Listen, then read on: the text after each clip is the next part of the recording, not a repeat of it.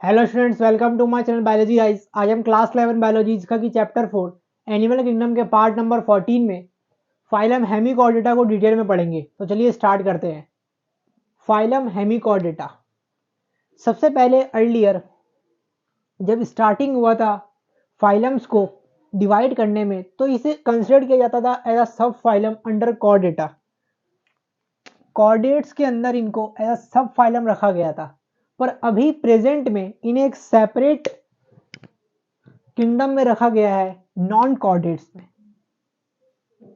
Hemichordata पहले chordates में आते थे क्योंकि इनमें कुछ ऐसा था जो कि कॉर्डेट से सिमिलर था, इसीलिए इन्हें पहले सब फाइलम के जैसे कॉर्डेटा में रखा जाता था। पर अब इनमें प्रेजेंटली इन्हें डिफरेंट किंगडम में रखा गया जो कि नॉन कॉर्डेट्स है। Rudimentary structure in the chordal region called stomochord which is similar to notochord. इनमें रूडिमेंट्री स्ट्रक्चर है जो कि कॉर्डल रीजन में प्रेजेंट है, जिसे कि हम स्टोमोकॉर्ड बोलते हैं, जो कि नोटोकॉर्ड के सिमिलर है। इसी वजह से इन्हें रखा गया था पहले अंडर कॉर्डेटा, क्योंकि ये जो नोटोकॉर्ड है ये कॉर्डेट्स में प्रेजेंट होते हैं और ये स्ट्रक्चर प्रेजेंट होने की वजह से इन्हें पहले रखा गया था। और ये स्ट्रक्चर इंपॉर्टेंट है क्योंकि ये एक इंपॉर्टेंट फीचर है हेमिकॉर्डेटा का, और इसे डिस्टिंक्टिव फीचर भी कहा जा सकता है। ये कंसिस्ट करता है small group of worm like organisms. जो भी वर्म ऑर्गेनिजम्स होते हैं वो फाइलम हेमिकॉर्डेटा के अंदर आते हैं। They have organ system level of organisation bilateral, triple plastic और coelomate. Organ system level of organisation होता है बायलेटरली सिमेट्रिकल होते हैं, मतलब किसी एक ही ब्रेन से दो इक्वल हाफ में डिवाइड हो सकते हैं। ये ट्रिप्लोब्लास्टिक होते हैं, मतलब कि एक्टोडम, एंडोडम, मीजोडम इनमें लेयर प्रेजेंट होती है, जर्म लेयर। और सीलोमेट मतलब बॉडी कैविटी इनमें प्रेजेंट होती है। Their body is cylindrical and Their body is cylindrical and composed of proboscis, collar और trunk। इनकी जो बॉडी होती है वो सिलिंड्रिकल होती है, जो कि कंपोज होती है प्रोबॉस्किस, कॉलर और ट्रंक।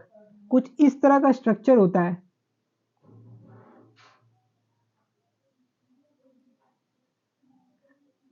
इस रीजन को प्रोबॉस्किस बोलते हैं, इसे कॉलर और इसे trunk.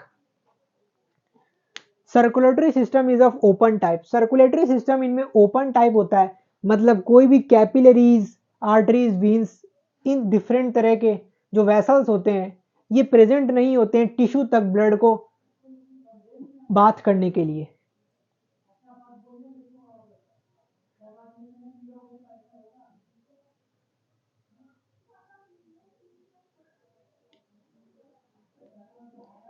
Respiration take place through gills. जो रेस्पिरेशन होता है वो गिल्स के थ्रू होता है, और एक्सक्रीशन ऑर्गन जो होता है वो प्रोबॉस्किस ग्लैंड होता है। इनमें प्रोबॉस्किस ग्लैंड प्रेजेंट होता है जो कि एक एक्सक्रीशन ऑर्गन होता है।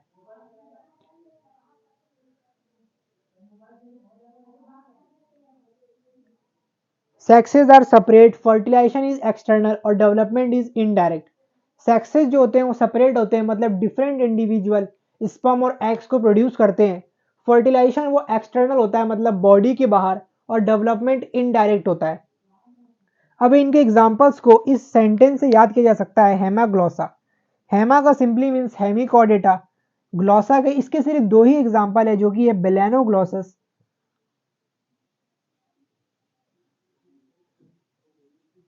और सैकोग्लोसस। इन दो एग्जांपल्स को हमें याद करना है, जो कि सिंपल एग्जांपल्स है।